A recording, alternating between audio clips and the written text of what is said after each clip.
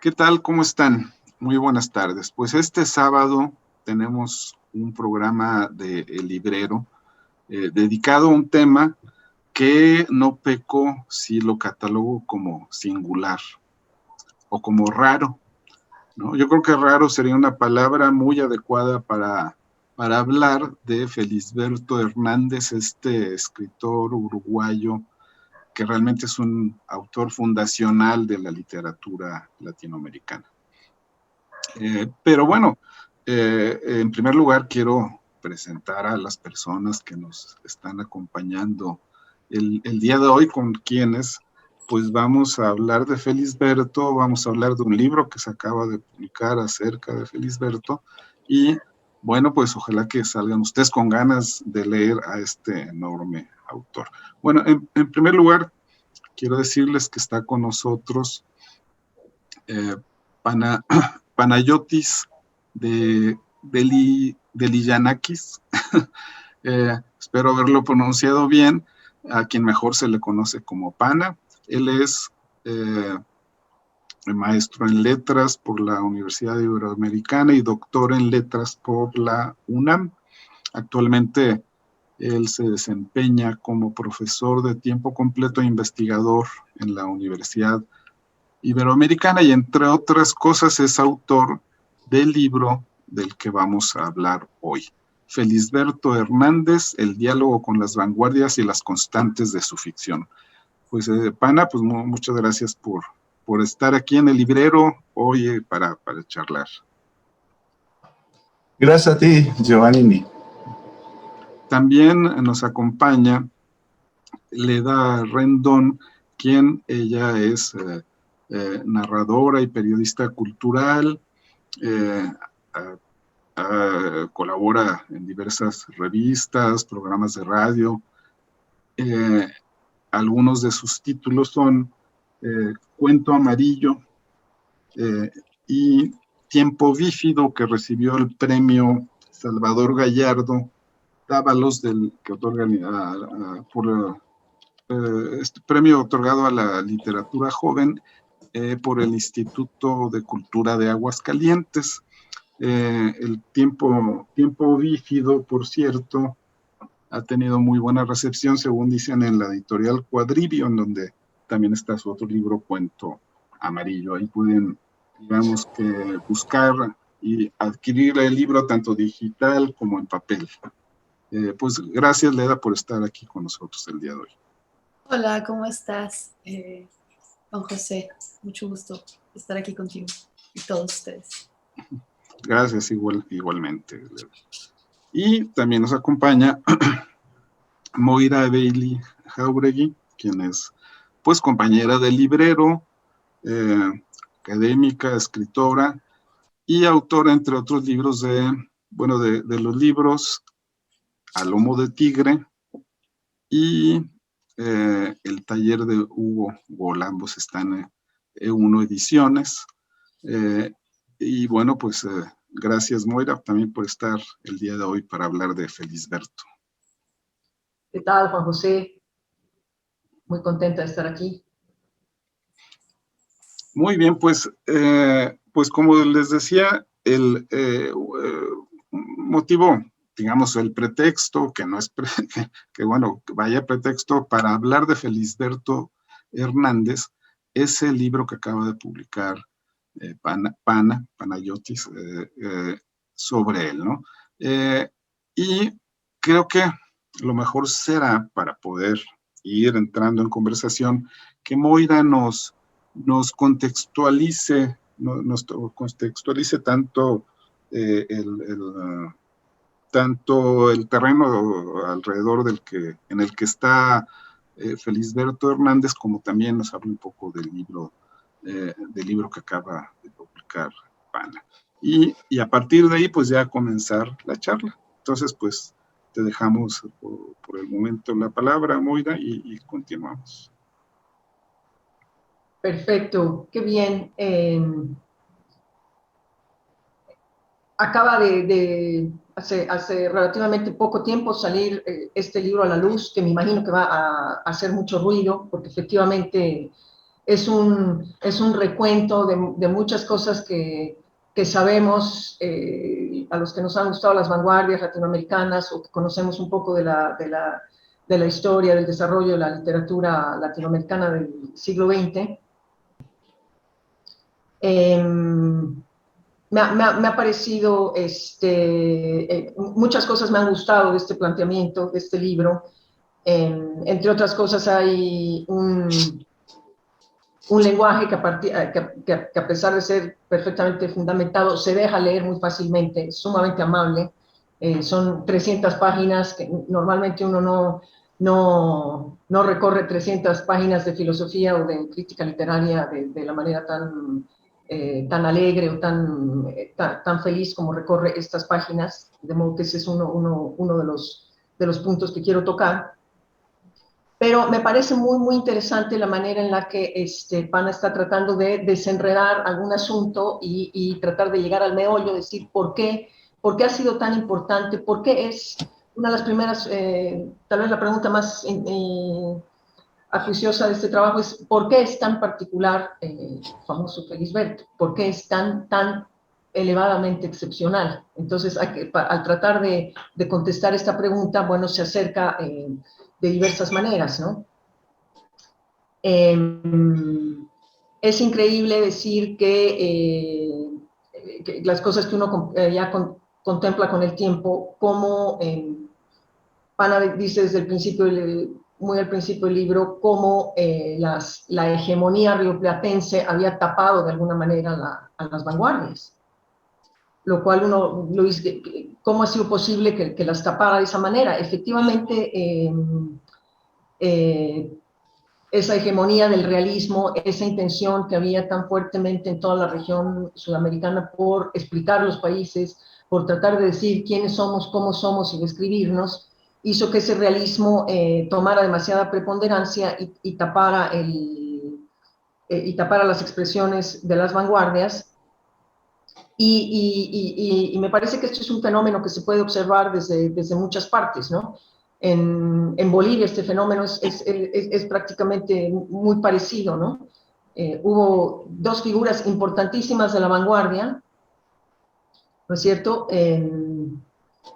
Una, Arturo Borda, que era un pintor importante, pero que en su momento no se lo tomó como escritor, no se le dio la importancia necesaria, y que tiene una obra vanguardista que ahora hace furor y que es estudiada por muchas personas, que se llama El Loco, y que en su momento no tuvo ninguna repercusión, y lo mismo sucedió con Hilda Mundi, que tiene este texto de Pirotecnia, también vanguardista, pero que en su momento no se le dio la suficiente importancia y que ahorita es muy estudiado.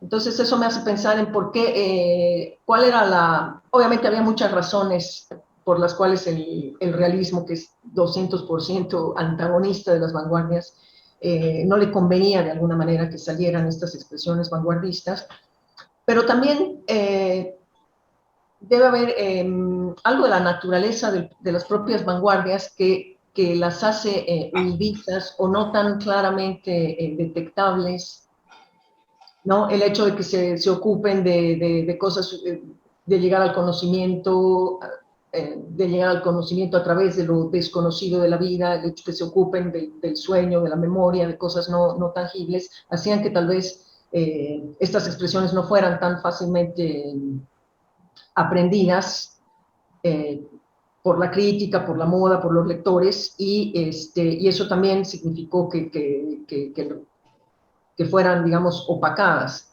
Pero obviamente, bueno, no han sido opacadas porque de alguna manera son las que nos han guiado hasta ahora. Yo creo que son las partes más importantes de la literatura latinoamericana en general y de esa región. Entonces, en este objetivo grande, que no sé, ahorita nos va a contar Pana, pero este objetivo grande de desentrañar cómo es esa excepcionalidad, de dónde sale, por qué es tan brillante, por qué es tan genial, y por qué podemos palpar hasta ahorita interesantes formas de herencia de esta manera de pensar. El acercamiento es... no solo, como dice el prologuista del libro, que dice que lo que más le gusta es que está planteado desde la filosofía, sino que está buscando no solo planteamiento filosófico, sino que está buscando una raíz filosófica en la obra de Felisberto para explicar la manera del avance de su subjetividad o de esta excepcionalidad de la que estoy hablando. Entonces es un trabajo muy interesante, una persecución muy interesante porque efectivamente Felisberto no dejaba tanto rastro de su pensamiento, ¿no?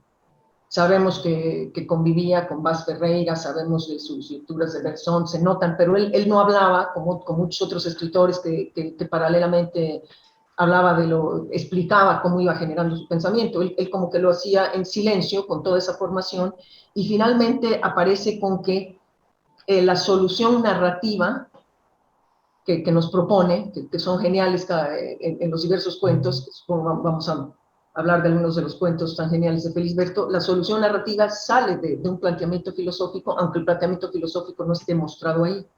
Entonces, ese es digamos, la persecución que hace Pana a través de las páginas del libro, llevándonos poco a poco, va desde, hace muy interesantes explicaciones del modernismo, la modernidad en América Latina, cómo las fuimos entendiendo mal, entendiendo bien, cómo se fueron, cómo este modernismo aceptó de alguna manera a las vanguardias, ¿no es cierto? Y cómo fue este escritor haciendo de un elemento irracional el fundamento de su narrativa, teniendo mucho bagaje filosófico atrás, pero no explicándolo siempre.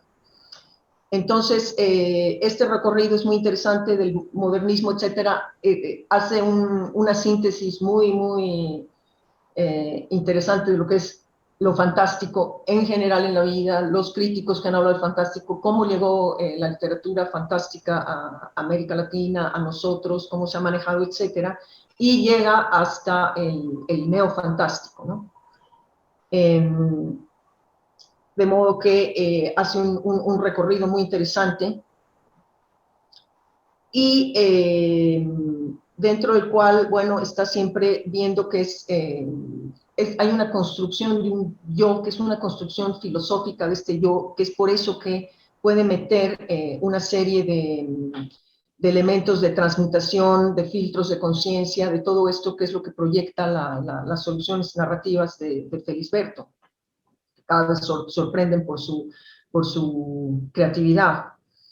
El prologuista dice que efectivamente este análisis excede, digamos, la contemplación histórica que hemos tenido nosotros cuando existían las vanguardias en América Latina, en tal época, heredadas de los sismos, etcétera, pero no, esto excede esa época tanto hacia atrás como hacia adelante, porque efectivamente eso tiene que ver con los efectos tan importantes que ha tenido esta literatura, ¿no? De tal manera que vamos caminando con el estudio hasta darnos cuenta que efectivamente hay un trabajo filosófico interesantísimo en esta construcción del yo que nos lleva al desenredo de los cuentos, ¿no? Es muy interesante acordarse de todos, ¿no? De paralelismos, obviamente Cortázar. De alguna manera estaba releyendo los cuentos de Nadie encendía las lámparas, este lector distraído que mientras va leyendo un cuento se va distrayendo y mientras tanto van pasando las cosas, es una cosa realmente fabulosa y que podría de alguna manera hacer recuerdo a un cuento de Cortázar, ¿no? Donde el propio lector va leyendo y él mismo es el protagonista, y ese camino se hace de una manera espectacular. También vemos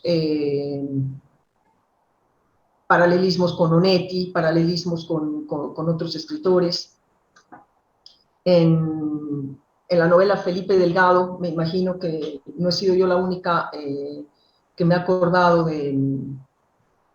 del protagonista, de Horacio de las Hortensias, al leer que hay un personaje ahí en Felipe Delgado, y un personaje no muy querido que tiene esta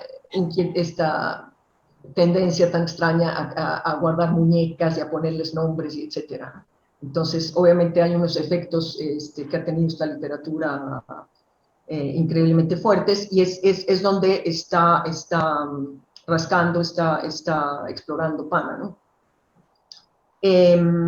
Mientras vamos leyendo, nos vamos dando cuenta que lo que pasa es con esta literatura, según además que nos van llevando los críticos y los filósofos a estas conclusiones, a que finalmente Felisberto hizo una creación de un mundo autónomo, pero no a la manera de Santa María como en Onetti, sino un mundo autónomo en el cual la rememoración, el extrañamiento, la repetición y el análisis de la propia escritura, la transgresión del propio referente, todo eso se va haciendo de una manera autónoma. Él solo crea todo esto, ¿no? De alguna manera se acercaría a una tendencia creacionista que aquí no se menciona, pero obviamente estaba cerca en términos de tiempo. Y entonces es este recorrido tan sutil que nos hace, que nos lleva a recorrer todos estos años importantísimos del siglo XX en la literatura latinoamericana,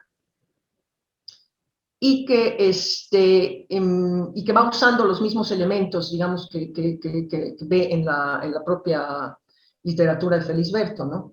Esta habilidad que tiene, de la que se ha hablado tanto, de que puede recortar figuritas y hacerlas y multiplicar las figuritas en términos psicológicos, y que parecería que está cortando como esos juegos que se hacían de cortar una muñequita y que en un determinado papel, y que la misma muñequita pareciera 100 o 200 veces exacta, ¿no? Esa habilidad tan interesante la vemos también en él, en Felisberto, en la medida que él es muchos yo, él es muchas cosas, pero entre otras cosas, personalmente es el escritor y el músico, de alguna manera así, multiplicándose a sí mismo, pero que en algún momento de la vida decide vender el piano, que es un dato de su biografía que es sumamente importante para quienes lo admiran. Decide vender el piano, dejar de ser músico, y que la parte de escritor sea más fuerte que la del músico. Y los últimos capítulos del libro, después de habernos hecho el recorrido por el tema de lo fantástico, llega a esta historia de la música, ¿no? Entonces, La Vie en Vers, que se llaman estos dos últimos capítulos, que hace una historia musical de la formación de Felisberto, y cómo iba cambiando, digamos, o manejando los autores, a los músicos. Es el elemento irracional que dice Pana, que alberga en su propio espacio, que nos hace amar esta literatura, y que aparezca un triciclo que anda solo, que aparezcan unas muñecas que generan más celos o más problemática que las propias personas reales.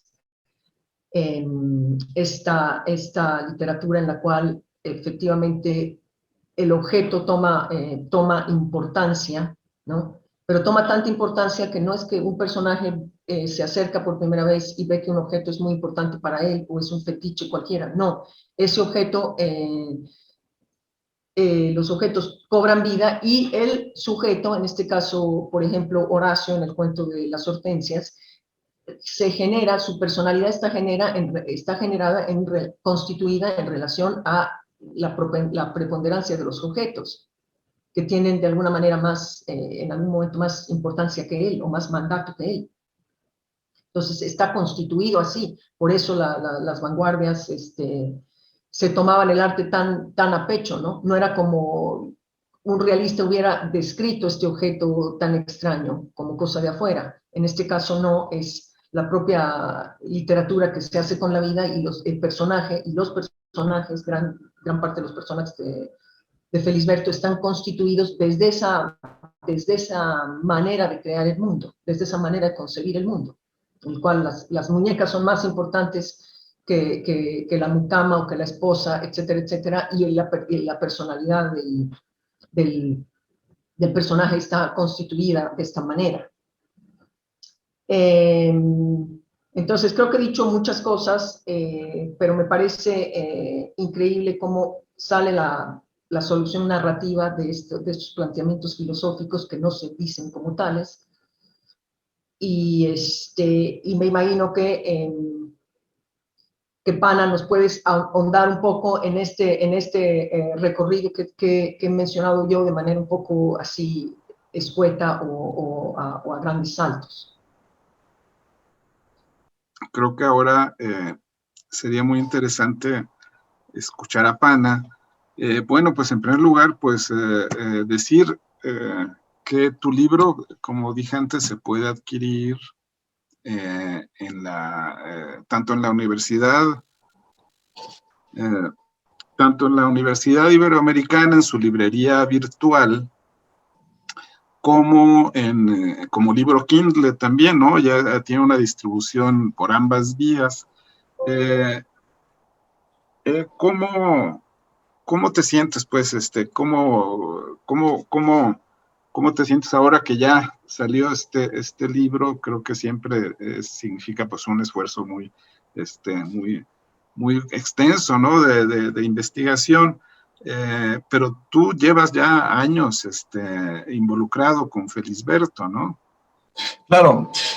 Primero es increíble, es fabuloso cuando el autor de un libro descubre que un lector, hizo una lectura tan atenta, tan profunda, tan sistemática y cuidadosa sobre puntos funcionales, críticos dentro del desarrollo de un discurso completo.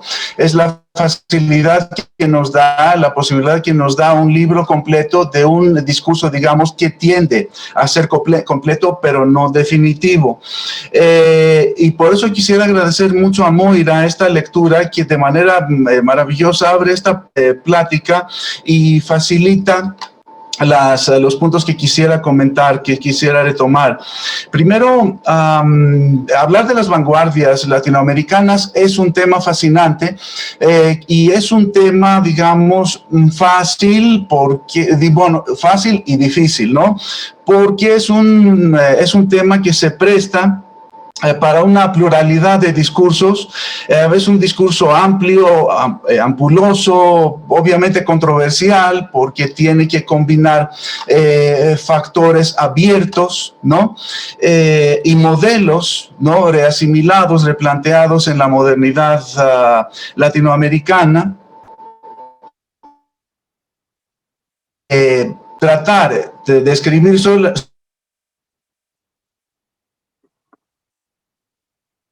de postura para mí se llamó Felisberto Hernández, o sea, Felisberto Hernández fue para mí el punto referencial para hacer un diálogo muy preciso con las vanguardias, más bien a partir de indicios muy precisos en torno y sobre la literatura latinoamericana.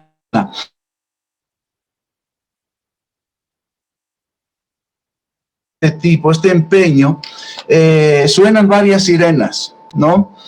Hablar de las vanguardias y sobre todo de Felisberto Hernández tiene que enfrentar algunas sirenas. Como bien anotó Moira, la primera sirena es el discurso que tiende hacia un discurso académico, entendido como academicismo en el tono y en el estilo, y por supuesto sería un poquito, más bien lo menos adecuado si tratamos para poetas o para escritores o para pensadores que normalmente fueron antiacadémicos, ¿no?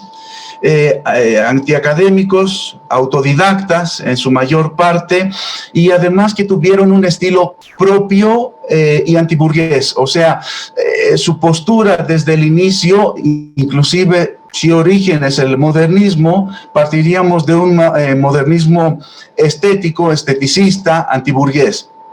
Y por eso opté por el estilo de un ensayo. La idea entonces de un ensayo extenso que daría oportunidad para este diálogo lúdico, gozoso y por supuesto controversial. Así es por definición que yo vería para hablar de Felisberto y las vanguardias, es una tendencia a cierta psicologización de Felisberto, de la narrativa de Felisberto, facilitada por varias actitudes personales, también por varias anécdotas, por infinidad de incógnitas, ¿no? Para empezar, no sabemos dónde está el cuerpo de Felisberto, ni siquiera sabemos si lo enterraron bajo condiciones, circunstancias inverosímiles. Entonces hay una infinidad de incógnitas que tienen que ver con la vida de Felisberto. También hay otros puntos, ¿no?, con los que el investigador, el interesado, tiene que enfrentar. Por ejemplo, ¿qué pasa con este famoso, con esta prosa, esta narrativa naif? ¿Cómo lo soltó así Onetti? Todos nos apegamos, ¿no? Sí, posiblemente una literatura naif. También está siempre presente la pregunta por el origen, ¿no? Y el origen, en este caso, en mi intento, en este viaje que intento, de un modernismo que tampoco es de la condición de lo fantástico, ¿no? Cierta percepción de la condición de lo fantástico. También tenía antes, como por ejemplo la memoria, el misterio, también la metamorfosis, la idea de los homúnculos, los maniquíes, y también que todo esto se da en una poética, en un tipo de escritura que procura por una humanización de los objetos. Yo diría, a la manera de Lezama Lima, una descosificación de los objetos y una cosificación de los humanos. ¿Qué más tenemos? Por supuesto, la vocación de Felisberto como músico, hasta que decidió, como bien anotó Moira, dejar el piano, vender el piano para dedicarse exclusivamente a la literatura. Sin embargo, este es un momento esencial, simbólico e histórico para dentro de la trayectoria, propiamente una segunda etapa, la etapa memorialista, si quieren, o la etapa más cercana, así apreciada por la crítica, a la condición de lo fantástico. ¿Qué otra cosa tenemos? Tenemos la relación, por supuesto, con la música, y también las relaciones personales de Felisberto con distintas mujeres, y estas distintas, digamos, este adjetivo tendría que ir con mayúscula, porque la verdad es que cada relación de Felisberto es una faceta distinta, ¿no? Faceta distinta de su aptitud amorosa, erótica, o sencillamente su manera propia de asociarse con el género femenino. Otra cuestión que quise tomar, como bien anotó Moira, es la cuestión de la primera etapa de Felisberto, una etapa que va desde fulano de tal hasta la envenenada, o sea, hablamos de una etapa del 25 al 31, donde la verdad es que el contacto que tiene primeramente es con la filosofía de Carlos Vaz Ferreira, ¿no? Entonces, retomar y reconsiderar esto, además contando con el ensayo de Ana Inés Lara Borges, que me ayudó mucho, más algunos otros artículos, por supuesto. Con esta introducción, digamos, quisiera ser un poquito más preciso, ¿no? Y así se articuló el libro en distintos capítulos. Son 6 capítulos que retoman como ciclos de discusión, de inicio de discusión en torno a la literatura de Felisberto Hernández. Por ejemplo, desde el inicio, la gran apuesta es la relación de Felisberto con cierto tipo de modernismo que lo llamé o lo registro así como modernismo estético, ¿no? Un modernismo estético llevado o dirigido de la mano de algunos autores autodidactas, autoacadémicos, que sin embargo no salen de la idea de la nueva sensibilidad. Por supuesto, todo esto tiene que ver con un conjunto de movimiento espiritual, intelectual, filosófico y, por supuesto, literario en Uruguay, promovido por algunas revistas donde están involucradas personas como Rodó, como Pérez Petit, y me refiero sobre todo a la Revista Nacional de Literatura y Críticas Sociales, pero no es la única, porque hay en ese momento una así llamada filtración ideológica de la Revista de Occidente, de Ortega y Gasset. También tenemos revistas, por ejemplo, la revista del Salto, de Horacio Quiroga, tenemos la revista literaria de Raúl Montero Bustamante, tenemos La Vida Moderna de Rafael Alberto Palomeque. Entonces, todo esto se genera en un ambiente generoso, muy rico para la época. Y la primera idea, ¿cuál es la postura, la posición de Felisberto dentro, ¿no? Dentro del modernismo? Hay contacto, hay relación. Acuérdense que, por ejemplo, el mismo Felisberto se considera como un cisne maltrecho, ¿no? La idea del cisne, ¿verdad? Nos remite, la asociamos espontáneamente, ¿no? Inevitablemente con la idea del modernismo.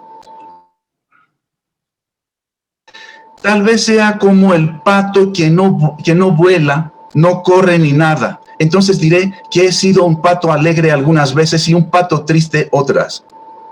Algunos me deben creer un pato extraviado. Entonces, ¿qué más tenemos? Tenemos, por supuesto, el legado, la herencia de cierto modernismo antiburgués, esteticista o como lo llamemos.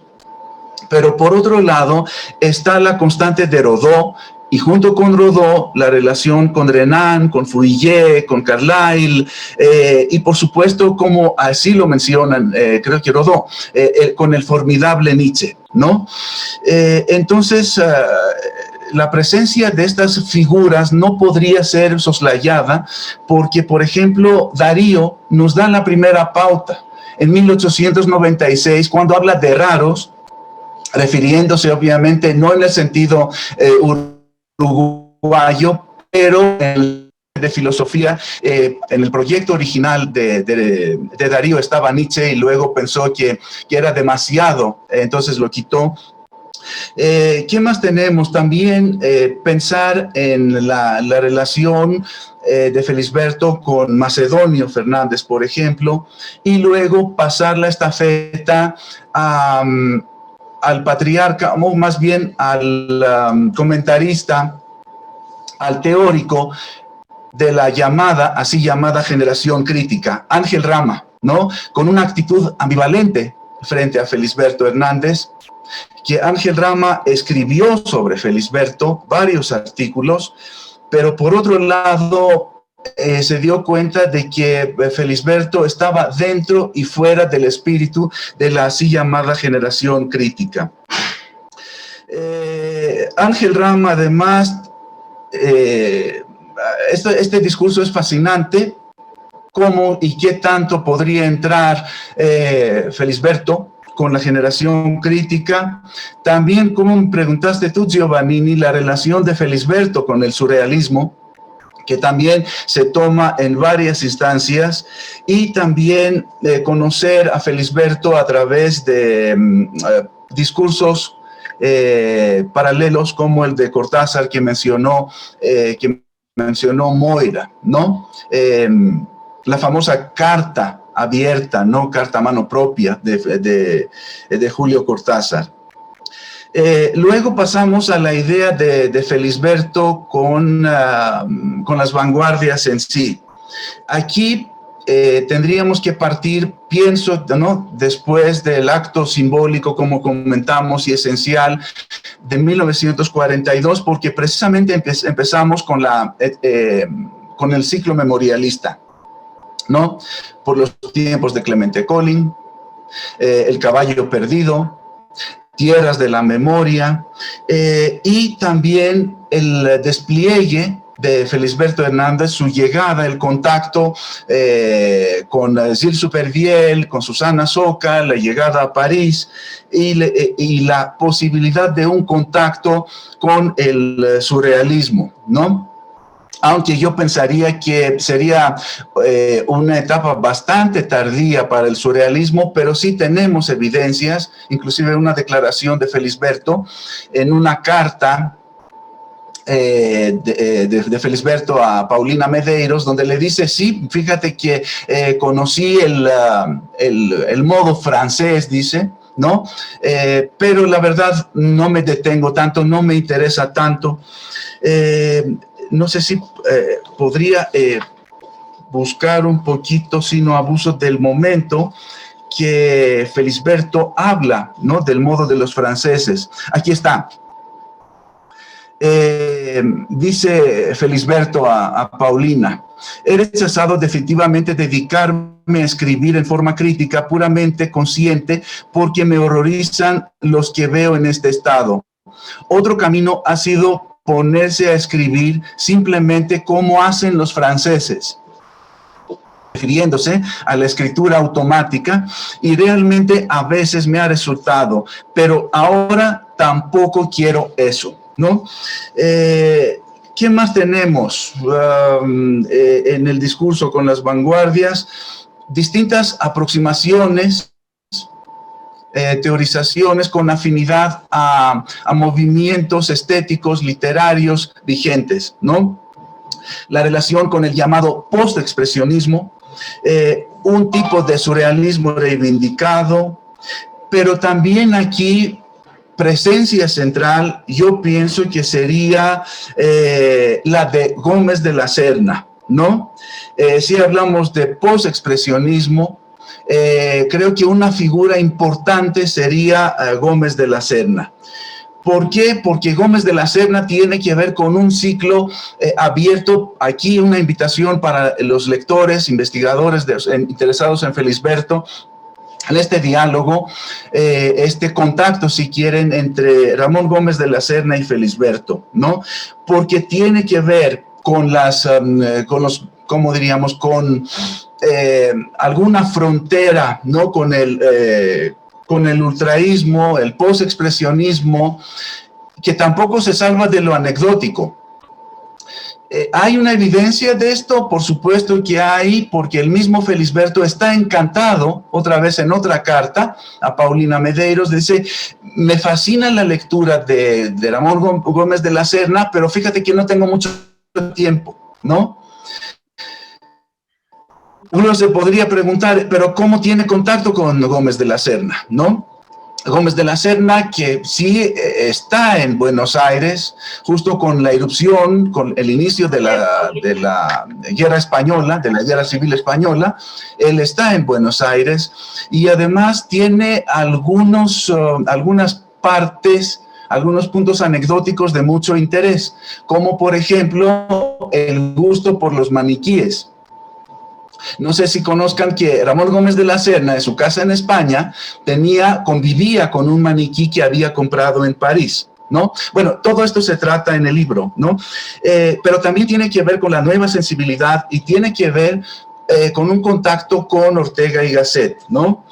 Otras personalidades que trato de abordar aquí en este ensayo es, por supuesto, Alfredo Mario Ferreiro, ¿no?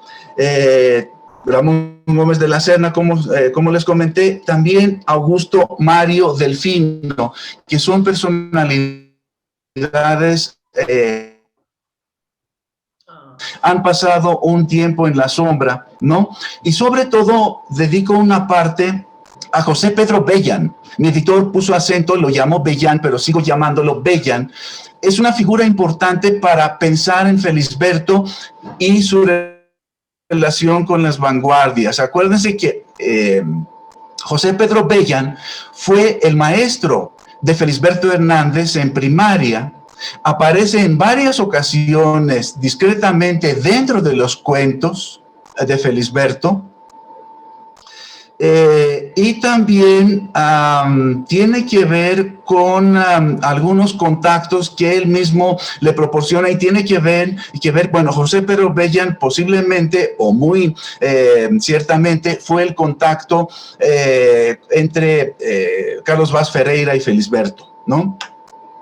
Entonces, ¿por qué José Pedro Bellan? Por supuesto, porque además hay una amistad entre Felisberto y José Pedro Bellan, ¿no? Que se extiende hasta 1930. Bueno, o sea, hasta la época, bueno, hasta la muerte de Bellan. Hay otras cuestiones como, por ejemplo, otras designaciones, ¿no? En torno a la prosa de Felisberto, relacionadas con el extrañamiento.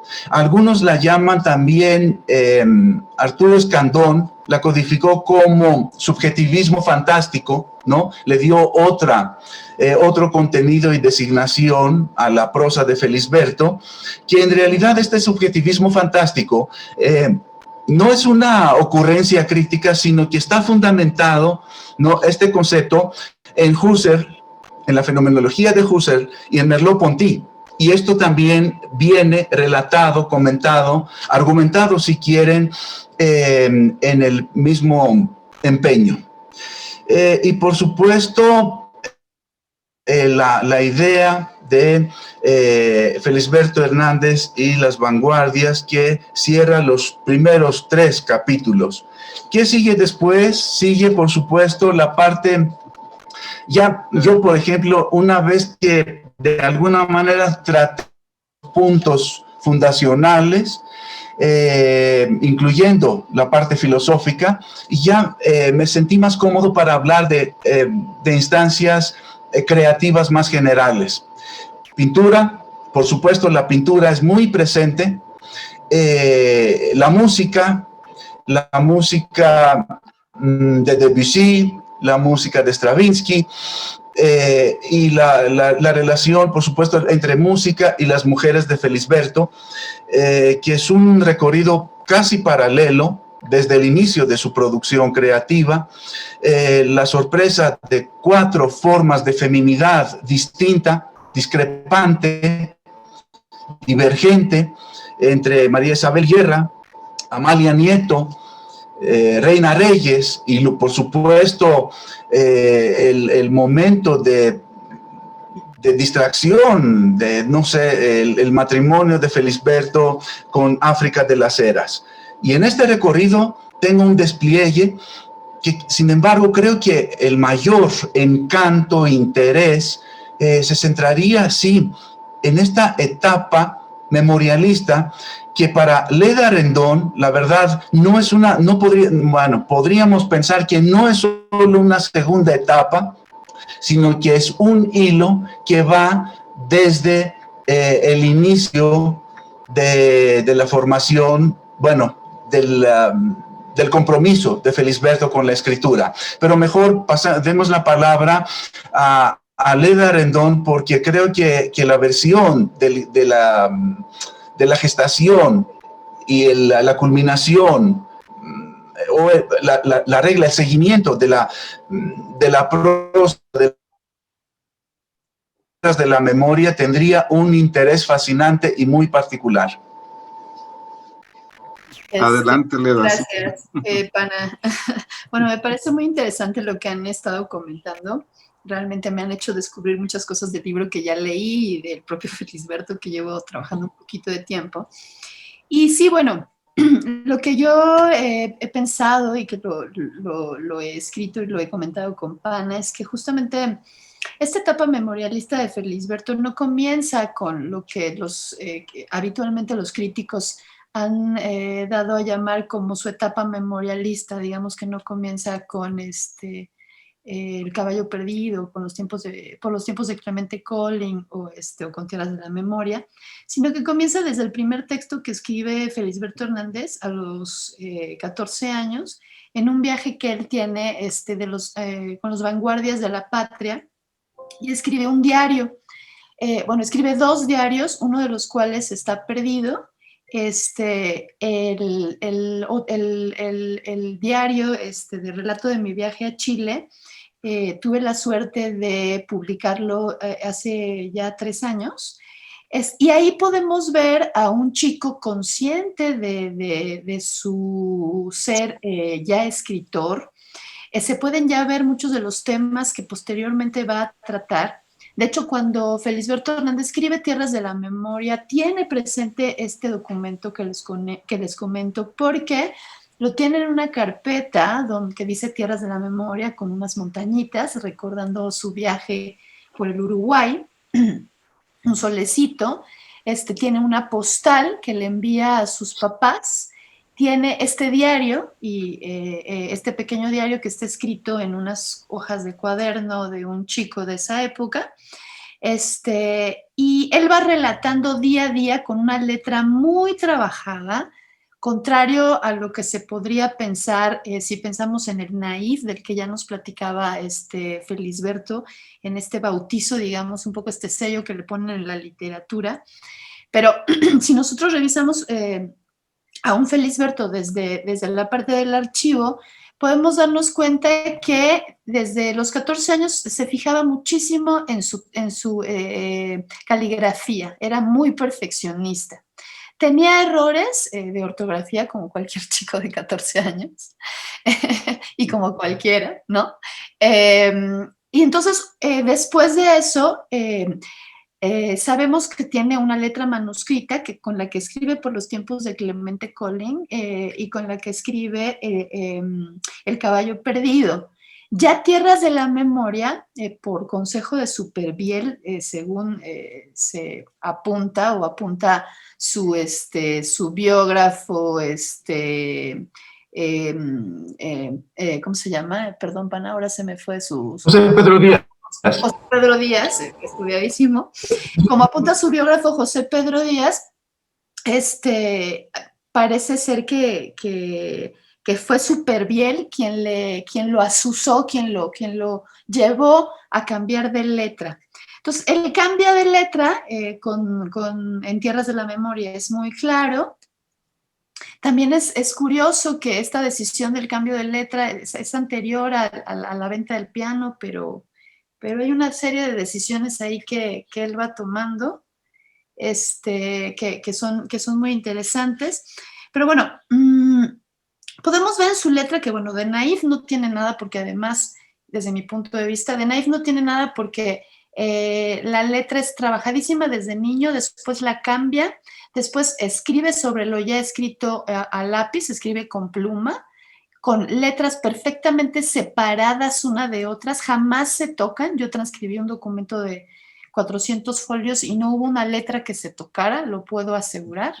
Entonces, es decir, todas estas pruebas, o digamos no pruebas, sino elementos de archivo, nos hacen pensar en un escritor que no es naif, que efectivamente se trató de psicologizar mucho en su época,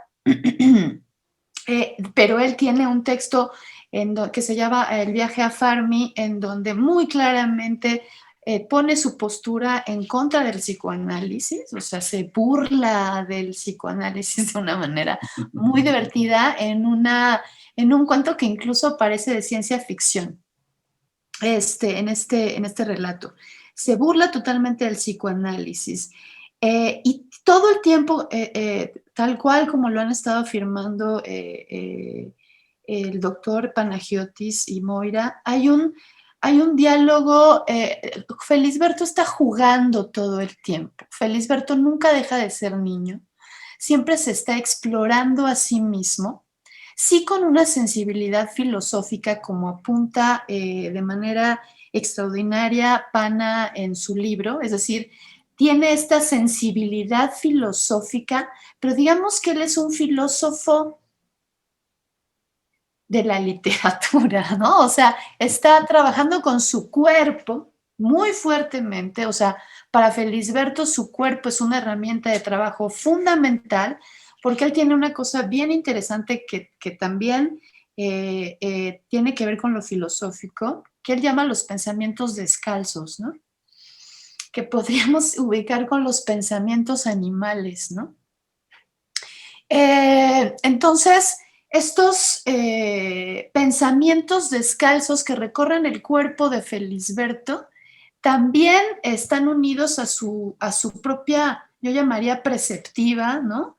A su propia forma de ver el mundo y también la filosofía. Y creo que esta forma de ver el mundo a partir de sus textos tiene que ver mucho con, ya lo dije, con lo lúdico, pero también con una rebeldía permanente de Felisberto, que pareciera que no se ve, pero está presente. Es decir, una persona que para empezar se la pasó los primeros años de su vida viajando como músico, no tenía, digamos, un territorio fijo, era un artista itinerante. Su relación con el teatro es fortísima y por eso lo remito a la relación con el cuerpo, porque este cuerpo y esta sensibilidad después lo lleva a él a esta fuerza tan increíble en sus relatos, en donde nosotros no solamente vemos un discurso filosófico asumido desde el cuerpo y desde el yo, sino que vemos a un discurso filosófico juguetón, un discurso filosófico atrevido, un discurso, perdón, literario atrevido, cero, absolutamente no naif, muy pensado, y vemos a un Felisberto también que está, aunque no lo parezca, yo creo que no, lo dijo alguien, ahora no recuerdo el nombre, yo lo voy a repetir sin decir quién es, pero al leer a Felisberto Hernández, y yo tengo la misma sensación, es como si sí regresara al Uruguay de esa época. Lo dijiste tú, ¿no, Pana, en tu libro? Es como si yo, de verdad, es como si fuera el escritor más realista, paradójicamente, es el escritor que más explicó realmente, o que más, con el que más podemos regresar a ese momento del Uruguay, en donde todavía no estaba modernizado, en donde de alguna manera es una ciudad muy pequeña, en contacto ahí también con el campo, ¿no? Por los tiempos de Clemente Collin, es como si también estuviéramos en un pequeño pueblito, ahí viviendo las aventuras, pero al mismo tiempo hay un teatro, ¿no? Entonces, digamos, estamos, y en Tierras de la Memoria pasa lo mismo, es al mismo tiempo muy cosmopolita y al mismo tiempo es muy pequeño el mundo uruguayo. O sea, porque es muy cosmopolita porque está nutrido de personas de muchas nacionalidades, etcétera, pero al mismo tiempo sí es un mundo, también podemos ver en la literatura de Felisberto, muy estrecho, en donde él se está relacionando con todas las figuras de alguna manera del momento, o con muchas de las figuras del momento. José Pedro Bellán, definitivamente es una figura importantísima que no se ha estudiado lo suficiente, no solamente como maestro de Felisberto, porque podemos encontrar textos sumamente relacionados con la estética misma de Felisberto Hernández y con lo que yo llamaría su preceptiva. Creo que ahí hay un punto muy interesante a trabajar de Felisberto Hernández y ubicarlo también como un escritor siempre rebelde que de alguna manera tampoco quiso ser, al parecer sí por las cartas, al parecer sí estaba moviendo sus libros y estaba tratando que se vendieran y que en Argentina y publicar cosas, siempre apoyado por sus mujeres, ¿no? Siempre muy arropado por sus esposas o sus novias. Pero al mismo tiempo vemos a Felisberto que en su literatura se resiste totalmente a estar participando de su llamaremos, de su tiempo y sin embargo está activamente participando de su tiempo, resistiéndose activamente a su tiempo, resintiéndose al comunismo imperante, resistiéndose a la literatura de corte mucho más realista en esa época y contestataria, digámoslo también así. Él es un rebelde permanente desde que es un pianista y viaja por todo el país buscando a su yo en el cuerpo, en las manos, en este texto precioso en Tierras de la Memoria, donde las manos cobran vida y se vuelven, él se vuelve el espectador de unos músicos que no le hacen caso, ¿no? En fin, creo que además, ya para dar la palabra a otra persona, es un hombre que tiene una relación con las mujeres en un momento que no la había de ese modo, una relación inédita desde mi punto de vista, una relación en donde ellas más bien eran las que lo cuidaban, las que lo proveían, y eso me parece muy interesante. Porque en un hombre, ¿no? En esa época, digamos, lo veo yo muy interesante. Que además él se haya dejado cobijar y que además esta percepción de lo femenino tan hermosa, tan sensual y tan, digamos, lo así perversa, es muy perverso Felisberto Hernández en esta cosa que nos está tratando de ocultar, en esta cosa perversa, logra ser un hombre que trasciende muchos elementos culturales y políticos y por supuesto escriturales de su época, en gran medida, por su ser músico, porque mucho creo que de lo que lleva de la vanguardia y que también lo apunta Panagiotis en su libro, lo trae de la música. O sea, mucho de lo que a nosotros nos parece súper raro, súper interesante y que por supuesto a Cortázar le fascinó, porque a mí me parece que Cortázar es un alumno de Felisberto, un muy buen alumno, por supuesto. Todos esos elementos están ahí latiendo en Felisberto y creo que son lo que lo hace no solamente este escritor particular, por su incluir en la escritura la música, la pintura, el teatro, la filosofía, por permitirse explorar su cuerpo como un instrumento de trabajo y por esta forma tan particular de convivir y ver a la mujer tanto en sus narraciones como en su vida. A mí me gustaría comentar algo como para hacer un planteamiento precisamente y que continuemos hablando, porque ahora que Leda mencionó a Julio Cortázar como un alumno de Felisberto Hernández, creo que es muy importante decir que la presencia de Felisberto es muy amplia en la literatura latinoamericana, mundial, diría yo. Aunque un escritor no lo haya leído, aunque no lo cite, creo que hay una presencia de la literatura de Felisberto. Es decir, más bien me gustaría escuchar ese planteamiento de ustedes, ¿no? La manera en que Felisberto fundó una literatura y esa literatura se expandió en Latinoamérica, aunque su nombre no haya sido, no sea de los más mencionados, ¿no? Digamos que... Por ejemplo, si me permites interrumpirte, uno de sus hijos clarísimos en la literatura mexicana es Guillermo Samperio. Por ejemplo. No, uno lee a Guillermo Samperio y heredó, o sea, heredó todo de Felisberto Hernández. Entonces, es como si se hubiera mantenido como un escritor secreto, oculto, Pero es como si los propios escritores lo desearan así, ¿no? También, o sea, hay un como deseo de que no se conozca demasiado porque es un gran maestro del cual todos bebemos, creo yo, o muchos bebemos. Exactamente, ¿no? Oculto. Bueno, ahorita no te estamos viendo, Leda, pero bueno, te escuchamos.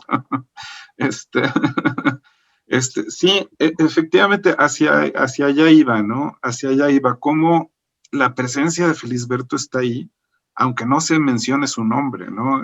¿Cuál es la influencia de Felisberto en estos momentos en la literatura, ¿no? Eso es, digamos, es de lo que me gustaría un poco que habláramos, ¿no? No sé, Pana, si quisieras tú, o Moira. Adelante, Leda, y luego sigo. Bueno, la influencia de Felisberto, sería difícil medir, ¿no? ¿Cuál sería la influencia de Felisberto ahora en la literatura? Lo que yo sí creo es que, bueno, con las nuevas ediciones siempre hay una nueva lectura. Entonces, bueno, se han hecho nuevas ediciones a partir de que se cumplieron 50 años de la muerte de Felisberto Hernández y se liberaron sus derechos. Eso, sin duda, ha hecho que la obra comience a circular, porque se ha hecho ya por editoriales, digamos, que tienen amplia distribución, que ya podemos fácilmente adquirir el material de entrada de Felisberto Hernández. Entonces, creo que eso es muy bueno. Ya lo está poniendo en otro lugar. Ahora también se han hecho esfuerzos en el que estuvimos también participando Pana y yo. Ya salió el libro Pana, en donde se publican, se está llevando ya al canon un poco a Felisberto Hernández, publicándolo de manera un poquito más masiva para jóvenes, ¿no? O sea, se está considerando ya un escritor que puede ir junto con, digamos, el canon, ¿no? Con Sor Juana Inés, con Darío, ya se está colocando en un lugar, creo que más importante, sobre todo por estas ediciones que primero se comenzaron a hacer en Argentina. Se hizo una edición muy interesante con sus cosas, que ahora no me voy a poner a hablar, pero bueno, en Cuenco de Plata, de Felisberto Hernández, de Jorge Monteleone, que lo hace a partir de la Fundación Felisberto Hernández. Es muy importante decirlo porque esta edición tiene información diferente a la que podríamos encontrar en otras ediciones que se basan más, por ejemplo, en los archivos de la Biblioteca Nacional, que es, por ejemplo, el caso del libro Felisberto Hernández sobre Incompleta de Oscar Brando, ¿no? Ahí tenemos una visión diferente, una selección diferente de los textos, porque recordemos que los textos de Felisberto Hernández no están todos publicados, hay textos perdidos, hay muchos manuscritos que no se han trabajado, todavía se siguen encontrando inéditos. De hecho, podemos encontrar aquí en el de Monteleone textos inéditos, en el de Brando también, en la revista que se publicó de lo que los archivos cuentan, también hay textos inéditos. Es decir,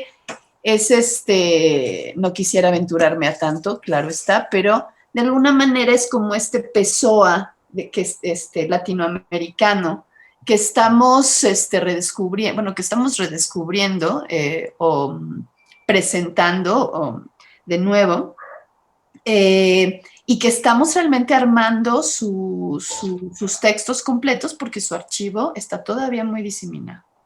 Todavía hay archivo de él en colecciones personales, particulares, hay cosas perdidas, es decir, hay un mundo interesantísimo para estudiar de Felisberto Hernández. Creo que va a darnos muchas sorpresas en los siguientes años, con investigaciones y contextos que se van seguramente a salir a la luz. Bueno, yo espero que nos dará mucha luz de este Felisberto Hernández tan interesante como persona y como escritor, definitivamente uno de los genios latinoamericanos. Y hay que decirlo con todas las palabras porque creo que no nos atrevemos muchas veces a decirlo y esa es la realidad. De mi parte también en torno a la cuestión Cortázar, descendientes, quisiera partir de la idea básica que la vanguardia de Felisberto es una vanguardia solitaria. ¿no?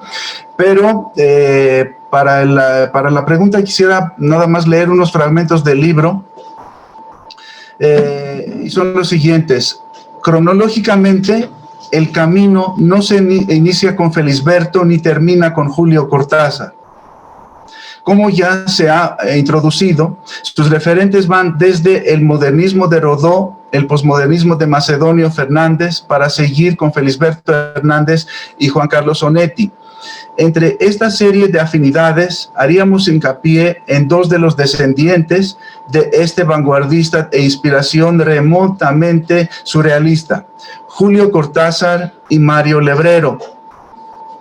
Cortázar restituye la rayuela de Felisberto entre la música de Schubert, con intervalos del Potpourri y el kitsch provinciano, los cuartetos de Mozart, partituras de Bach y también, claro, Gardel, Jelly Morton y Bing Crosby.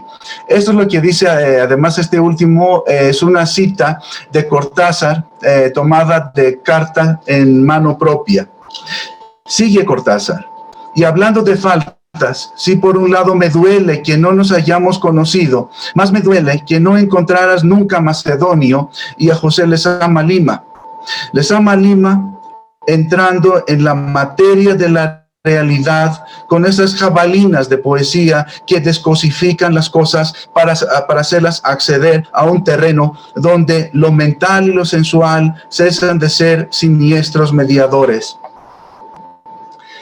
Más de Cortázar. Al igual que los eleatas, Lezama y Felisberto se conectan con las cosas porque de alguna manera todo es cosa en ellos, palabras o muebles o pasiones o pensamiento, son a la vez tangibles e inefables, ¿no?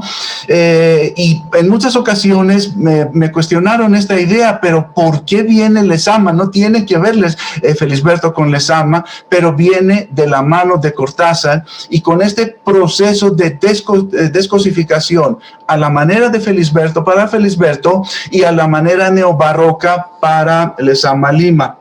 Por su parte, Gabriel Insaurralde, en sus apuntes sobre la novela luminosa de Mario Lebrero, enlista 4 obras rioplatenses de relevancia. Escuchen esto: El escritor fracasado, de Roberto Alt; Museo de la novela de la Eterna, de Macedonio Fernández, con quien Lebrero comparte su desprecio por las convenciones genéricas y el hábito de la paradoja; La tregua, de Mario Benedetti; y El diario de un sinvergüenza, de Felisberto Hernández. A esa lista, Insaurralde agrega inevitablemente El Pozo, obra fundacional y modelo ejemplar de Juan Carlos Onetti. No sé si te contesto con estas citas. Sí. No, claro, exactamente. Y de ahí se desprende el hecho de que a raíz de otros autores, no necesariamente Felisberto, pues se expande su presencia. Perdón, se expande su presencia, pero Moira quería también añadir algo. Sí. Hubo un corte aquí de luz, que me perdí un momento, pero fue por eso, no por otra cosa. Estamos en tiempo de apagón, qué barbaridad. Vuelvo a pensar con todo esto que estamos oyendo, en cuán redonda y cuán grande es la figura de Felisberto, cuando primero estamos diciendo que estas vanguardias son totalmente lo contrario al realismo, y sin embargo hay un elemento realista que acaba de sacar Leda, que dice, no, de cierta época de la ciudad de Montevideo, de cierta época de lo que era Uruguay, nadie ha retratado de manera más realista. Entonces es increíble que, no siendo realista, pueda lograr dominar también ese campo. Es increíble que lo haya hecho mejor que otros que querían hacerlo de manera fotográfica. Y nuevamente nos vemos con que es una figura solitaria, es un vanguardismo perfectamente excepcional solo, y sin embargo empezamos a analizar aquí y tiene que ver con muchísimos, y va a seguir teniendo que ver con muchísimos. Entonces es como la figura que es sumamente completa, ¿no? engaña diciendo no soy realista, pero tiene su lado realista. Este lado realista también puede tener que ver con este manejo de la memoria tan exquisito y con la importancia que le da la memoria y con su manera de atrapar un instante como el continuo de una vida. Y esto otro que mencionabas, también Lea, que decías, es como el Pessoa latinoamericano. Muy buena comparación, porque efectivamente hay varias personalidades, pero es una que es como un abanico de personalidades que dan la vuelta y que es de festejar, obviamente, la publicación de este libro, las nuevas publicaciones, tanto más digamos, inclusivas o más, que van a llegar a más público porque de toda la obra de Felisberto. Y esa de la personalidad esta que yo hablaba, desdoblada, que se hablaba, es su persona, está presente el escritor, está presente el músico, este contacto tan fuerte con el teatro, con el cuerpo. También su cuento, el balcón, nos hace recuerdo mucho al sueño realizado de Onetti, ¿no? Es un contacto con el teatro verdaderamente físico. Entonces, yo creo que ahora hemos dado un panorama de la figura grande que es Felisberto, aún tal vez más grande que cuando uno lo va leyendo poco a poco. Y me alegra enormemente que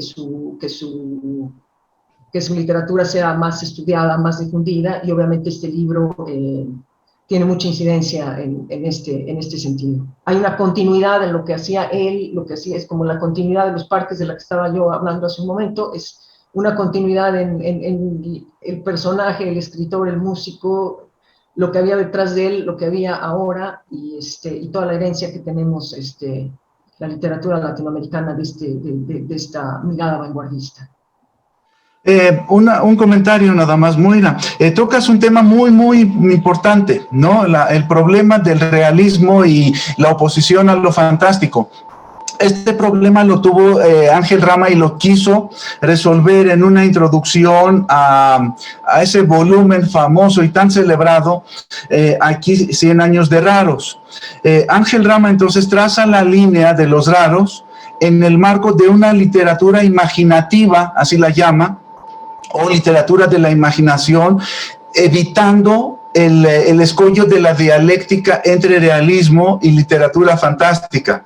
Y curiosamente dice, así elude esos estereotipos fantásticos, dice Ángel Rama, que descendidos de la modelación realista que la literatura inglesa naturalista había operado sobre las invenciones románticas, ejemplo, Henry James, hicieron estragos en la narrativa argentina a partir del 40. Con mayor rigor, habría que hablar de una literatura imaginativa.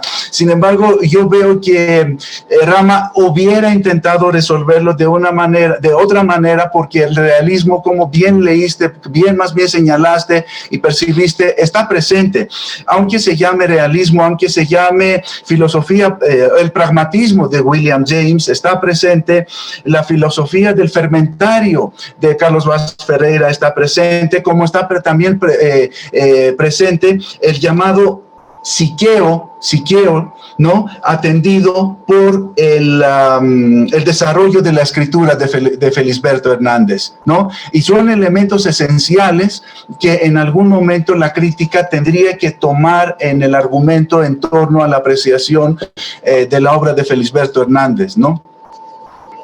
Yo me gustaría nada más hacer un apunte un poco anecdótico, diría yo. Cuando hablan del realismo de Felisberto, lo que pasa es que Montevideo pues es una ciudad melancólica, el pueblo uruguayo es un pueblo melancólico, por algo acogieron al conde de Lautremont, ¿no? En fin, yo diría que si Felisberto Hernández, al ser realista, pues está retratando una realidad un poco que tiene pues todo este contenido, ¿no? Bueno, por algo está ahí Juan Carlos Onetti y el mismo Horacio Quiroga, ¿verdad? En fin, pero bueno, es simplemente un apunte, ¿no?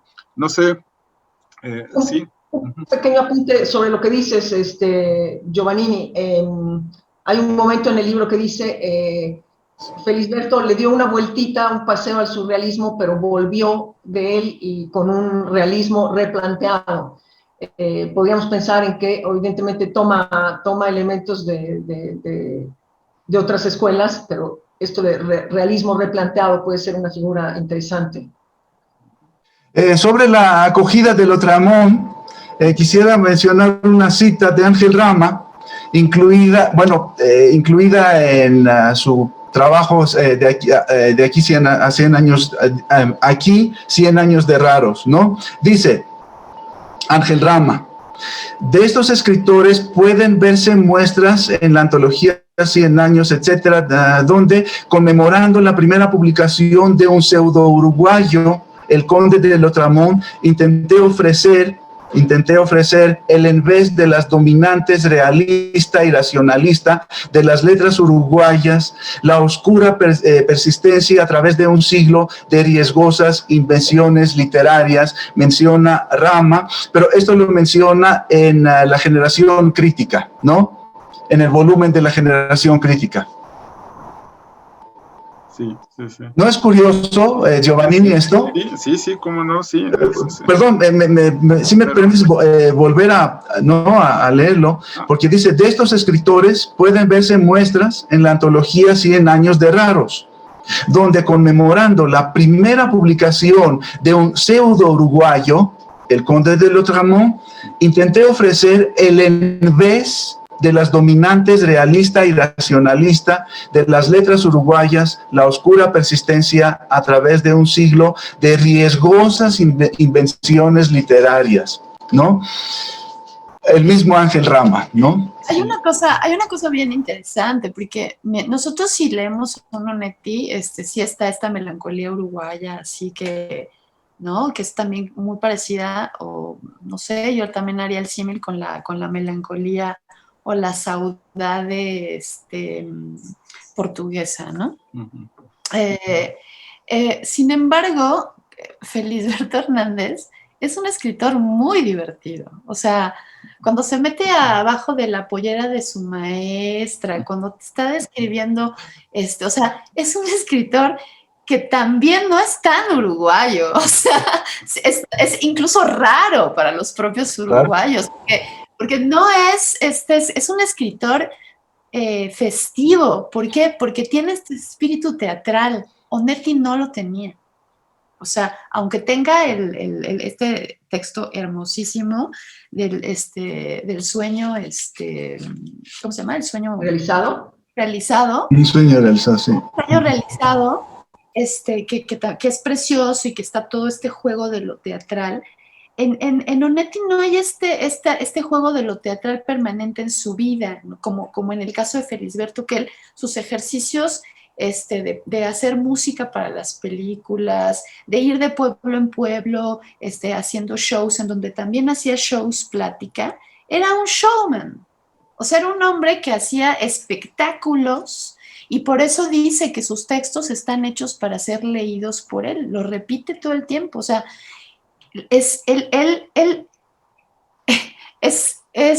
por supuesto, tiene todos estos tintes que Pana llama modernismo esteticista, modernismo estético, pero que lo vuelve al mismo tiempo este escritor que está viendo los detalles de la realidad, porque finalmente la realidad siempre se ve mejor de forma metafórica, ¿no? Si lo queremos ver así. Y sí la está retratando de una manera súper interesante, que yo no logro ver en otros escritores uruguayos, salvo en Marosa Di Giorgio, que veo esta cosa divertida, más festiva, ¿no? Y lo veo en los teatreros uruguayos. Entonces, Felisberto sí tiene esta cosa perversa, divertida. Es un escritor, ¿cómo decirlo? Es que hay una palabra, es un escritor seductor. Es un seductor, así como era seductor con sus mujeres. Es un escritor seductor. Y es bien interesante porque hablamos... estamos hablando de Felisberto como si fuera su literatura, y eso es un problema tremendo cuando uno está escribiendo sobre Felisberto, porque no sabes si está escribiendo de Felisberto o del narrador que es Felisberto, pero que no. O sea, porque introdujo finalmente, no es el primero ni mucho menos, pero de una manera muy fuerte, este preponderante yo del escritor. Exacto. Que no logramos en el discurso salirnos de hablar de Felisberto, porque está el yo de Felisberto como este narrador así fortísimo, tipo Onetti también en su trilogía de La vida breve, Junto a cadáveres, etcétera, que no podemos dejar de decir Felisberto, Felisberto. Hay otros escritores que podemos hablar muy fácilmente de su personaje, pero es que aquí el personaje es generalmente Felisberto, aunque nunca lo diga. Y entonces está introduciendo una forma de pensarse a sí mismo al escribirse y al verse, ¿no? En muchos niveles que me parece sin parangón en esos momentos y aún hoy, por supuesto, en la literatura latinoamericana. O sea, lo están intentando en esta literatura del yo, pero a los niveles que lo hizo Felisberto Hernández, pues no logro pensar quién lo está haciendo así de bien, ni siquiera Vilamatas, desde mi punto de vista. Bueno, pues a mí me toca hablar aquí en este programa del tiempo. Y bueno, creo que hemos llevado una charla muy agradable, pero pues estamos ya entrando en la recta final. Y bueno, en primer lugar quiero agradecerles a los tres haber participado, charlar de una manera tan amena sobre Felisberto Hernández, pero algo más que quieran añadir, digamos, para concluir, para cerrar esta charla. Leda, Moira. Quien guste. Me despido, ha estado sumamente agradable nuestro recorrido por este personaje y este escritor que no se deja agarrar y que es niño pero no es naif, y es realista pero no es realista, y finalmente nos sorprende por todos los lados, como esas figuritas cortadas que la podemos agarrar por todas las, y seguimos en esa persecución de su originalidad, de su excepcionalidad. Creo que habiendo charlado hemos avanzado en este comedido de tratar de perseguirlo o resaltarlo más. Sí. Leda. Bueno, pues a mí me parece que hay que celebrar fuertemente el libro de Panagiotis, de Ligianakis, de Pana, que introduce preguntas muy importantes que ya parecieran haberse olvidado sobre la literatura de Felisberto Hernández. Por ejemplo, su condición de literatura fantástica, pero un fantástico excepcional, digamos, con rasgos particulares que describe muy bien Pana en su libro. Entonces yo festejo este libro y creo que es un libro que se suma a los que se han publicado, como ya dije hace un momento, sobre Felisberto Hernández, de la obra de Felisberto Hernández, y creo que esto es un acierto enorme porque realmente es una figura excepcional, y creo que hacen falta trabajos excepcionales también como el de Pana para seguir trabajando a este autor latinoamericano. Muchas gracias. Yo de mi parte agradecer este espacio dado para conversar, para platicar de Felisberto y de mi libro. Agradecer mucho el espacio, la cordialidad y el estilo, ¿no? de la plática que tuvimos. Reitero que mi postura personal para platicar de las vanguardias latinoamericanas es desde, por, con y para Felisberto, ¿no? Visitar a Felisberto y este diálogo creo que reanima y amplía los círculos, ¿no? Los círculos críticos, Sí, parte de Felisberto y se amplía, se extiende a toda la literatura latinoamericana. Entonces, agradecer de nuevo también a Leda, agradecer a Moira y a ti, Giovanni. Bueno, pues ya para terminar, yo solamente quiero agradecerles a los tres la participación, como ya había dicho, y pues esperarlos próximamente en otra emisión de Librero. Ojalá que esta es la primera vez en que ustedes dos están, Leda y Pana, de invitados, pero no será la última. Ya Te agradezco. que anímate para presentar el cuento amarillo. Es un cuento fascinante, claro. Es un libro fascinante. Te lo enseño, mira, yo aprovechando que Pana, a ver, ¿no? sí, Prepararme para enseñarte que me llegó ya el impreso. Ah, fabuloso. Justamente aquí está. Excelente. A ver. Excelente. Y tiempo físico también, ¿eh? Tiene aires felisbertianos, ¿eh? Y yo también soy copiona. Excelente, qué bueno. Sí. Muy bien. Gracias, Giovannini. No, muy bien, y pues... Gracias, hasta luego. Hasta la próxima. Saludos, Guanajuato. Gracias, hasta la próxima. Corazón de México.